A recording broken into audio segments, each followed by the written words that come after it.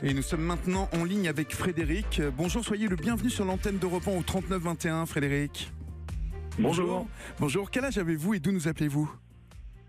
J'ai 32 ans et je vis actuellement à Paris. Vous vivez à Paris. Alors, avant de rencontrer Maëlie, on dit bien ça comme ça, Maëlie? Oui. Il y a 13 ans que vous l'avez rencontré. Vous étiez quelqu'un de très jaloux et de très passionnel. Racontez-moi comment ça se traduisait. Alors, c'était mes premières relations quand j'avais 17 ans. J'ai commencé sur le tard. Et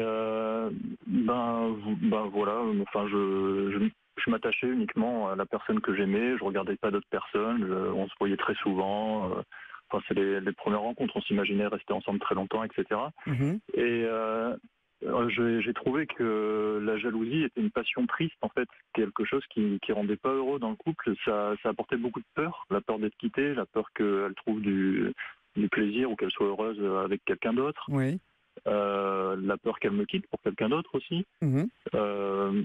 Et aussi, ça apporte aussi de la frustration de l'autre côté, parce que on se dit, peut-être, comme la première intervenante, peut-être que je serai toujours avec cette personne, que je connaîtrai pas d'autres personnes, etc. Parce qu'on était très bien ensemble, effectivement. Et finalement, c'est la jalousie qui a cassé notre couple.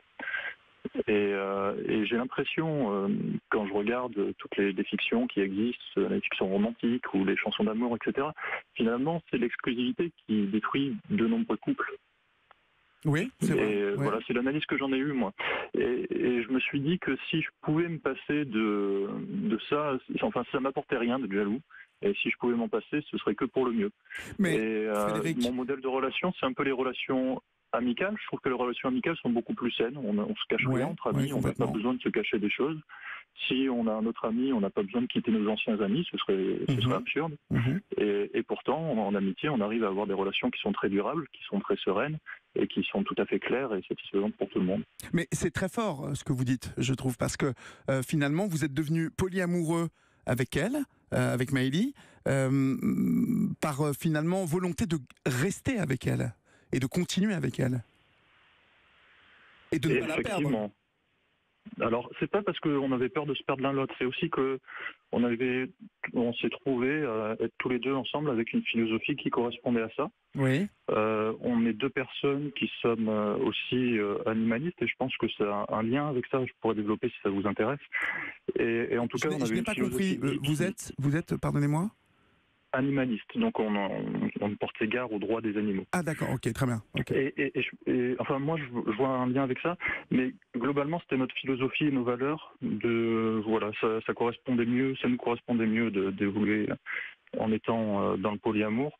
Donc c'est quelque chose qu'on a fait au fur et à mesure, parce que tout le monde naît dans une société qui montre les couples exclusifs, et justement dès qu'il y a une troisième personne, une quatrième personne, voilà, des choses comme ça, c'est tout de suite la catastrophe. Et on apprend dès qu'on est tout petit que l'amour c'est forcément à deux et que une autre personne, ou enfin plusieurs personnes, c'est la catastrophe.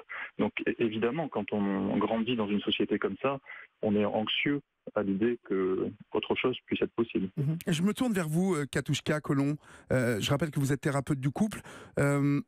Lorsque vous entendez Frédéric parler de cette évolution de jaloux, passionnel, très passionnel, à ce concept de polyamoureux, en fait, vous avez rencontré plusieurs personnes comme ça qui ont mué, qui se sont transformées comme ça? Écoutez, pas vraiment. En même temps, je trouve que Frédéric nous montre sa capacité dans le couple qu'il forme, ainsi que sa compagne, et sa capacité à revisiter peut-être les choses pour rester ensemble. Peut-être aussi que ce sentiment de jalousie, qui pour moi est quand même un sentiment très humain, l'encombrait tellement, l'a fait tellement souffrir, que peut-être une manière de s'en débarrasser, s'en débarrasser, ça a été d'ouvrir son couple à autre chose et de l'expérimenter. Et il se trouve que, de ce qu'il raconte, le contrat est suffisamment posé entre eux et clarifié pour que ça fonctionne et que ça leur permette finalement une forme de liberté et d'ouverture. Et une nouvelle construction, finalement. Une nouvelle construction, c'est ce que vous avez dit. Oui. C'est une nouvelle construction. Pourquoi pas, oui, tout à fait. J'en ai peu rencontré, parce que moi, les gens qui viennent me voir, ils sont dans une blessure, dans une souffrance, dans une blessure, dans une souffrance de l'adultère, enfin ce que la société appelle adultère. Katouchka, restez en ligne avec nous. Nous allons continuer à profiter de vos éclairages sur ces concepts de polyamoureux, de libertinage, en tout cas d'une conception autre que la plus commune, la fidélité dans le couple. Justement, nous accueillerons dans quelques instants Isabelle, qui, elle, a l'impression d'être vieux jeu parce qu'elle est fidèle, est mariée, et bien. Europe 1. La fidélité, gage de loyauté entre deux conjoints selon certains. Pour d'autres, ce n'est pas la base du couple. Et vous, alors, qu'en pensez-vous? Vous nous le dites au 39 21. 15h, 16h, partageons nos expériences de vie avec Olivier Delacroix sur Europe 1. Et nous sommes toujours en ligne avec Frédéric. Frédéric, le polyamour, c'est un choix, un vrai choix, pas un choix par défaut pour solidifier un couple qui bat de l'aile.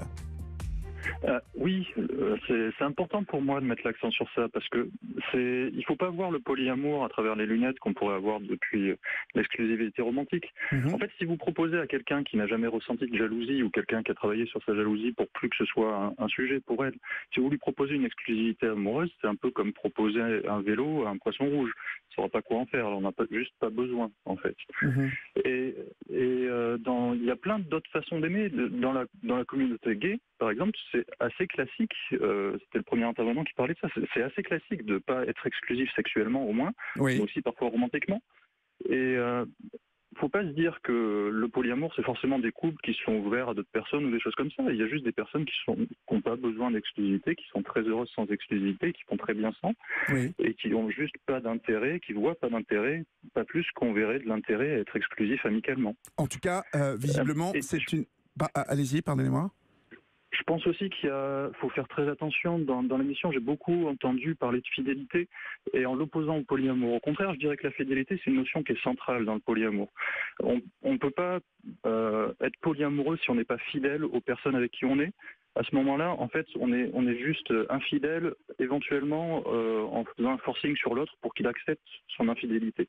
En fait, pour que ce soit une situation de polyamour, il faut qu'il y ait le consentement éclairé et enthousiaste de toutes les parties prenantes. De tout le monde. J'ai bien compris. Et donc, que ce ne soit pas un forcing où il y a une personne qui dit à partir de maintenant, je vais être polyamoureux ou polyamoureuse, et puis toi, soit tu acceptes, soit je te quitte. On a bien saisi, Frédéric. J'aimerais me retourner vers Isabelle, justement, qui, elle, est plutôt représentante de cette fameuse fidélité que nous n'opposons pas au polyamour. Mais j'aimerais avoir son sentiment sur ce concept de polyamour, Isabelle. Très rapidement, s'il vous plaît. Après, comme je dis, chacun est libre de faire ce qu'il entend. Bien sûr. Après, ce n'est pas quelque chose qui vous choque, en fait. Vous entendez lorsque Frédéric dit que... À partir du moment où, comme je dis, j'ai des amis qui se sont séparés, qui ont des aventures ou voilà. Après, ce qui se passe, c'est que disons que quand par exemple elles viennent avec un ami, et puis après elles viennent à la maison avec un ami. Si par exemple les enfants sont là, et puis après du coup les enfants des fois disent tiens, elle a changé. Bah oui, elle a changé, voilà, c'est comme ça, c'est voilà, c'est, je veux dire, dans le fait que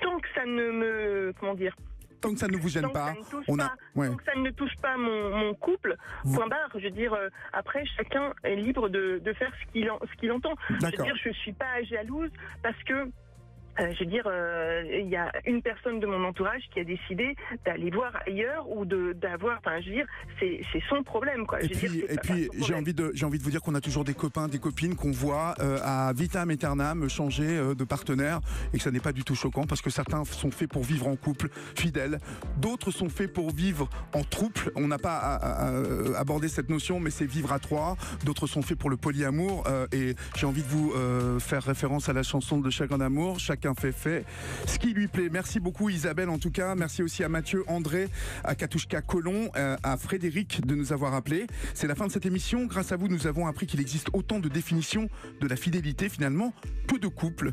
Pour certains, leur couple ne peut pas fonctionner sans avoir d'aventure ailleurs. Le tout étant que chacun soit consentant. Nous l'avons vu, c'est pour eux un gage de stabilité dans leur couple. Un moyen de ne jamais se séparer. Et pour d'autres, il est inconcevable d'avoir ne serait-ce que l'envie d'aller voir ailleurs si on est bien dans son couple. Que la fidélité soit perçue comme fondamentale ou au contraire comme un piège pour le couple, il faut surtout que les choix de chacun ne soient pas subis. Si c'est le cas, parlez-en avec votre conjoint et n'hésitez pas à faire appel à un thérapeute de couple. Vous pouvez continuer à en débattre bien sûr sur notre page Facebook et sur les réseaux sociaux. Et si vous le souhaitez, n'hésitez pas à venir échanger avec Sabrine Marin ce soir dans la libre antenne d'Europe 1 entre 22h30 et 1h du matin.